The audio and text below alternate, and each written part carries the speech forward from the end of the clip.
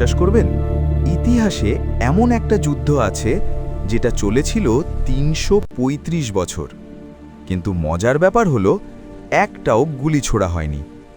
১৬৫১ সাল, ইংল্যান্ডে তখন গৃহযুদ্ধ চলছে। নেদারল্যান্ডস ইংল্যান্ডের রাজাকে সমর্থন করায় ইংল্যান্ডের একটি ছোট দ্বীপ আইলস অব সিলি এর বিরুদ্ধে নেদারল্যান্ডস যুদ্ধ ঘোষণা করে। কিন্তু তারপর কোনো যুদ্ধ হয়নি, কোনো সৈন্য মারা যায়নি, কোনো শান্তি চুক্তিও হয়নি। সময় চলতেই থাকে।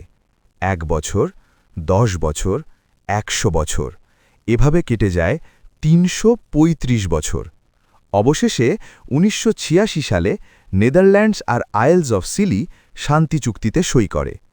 এটাই ইতিহাসের সবচেয়ে দীর্ঘ যুদ্ধ, দ্য 335 ইয়ার্স ওয়ার, ১৬৫১ থেকে ১৯৮৬। ইতিহাস কখনো কখনো সত্যিই অবাক করে দেয়।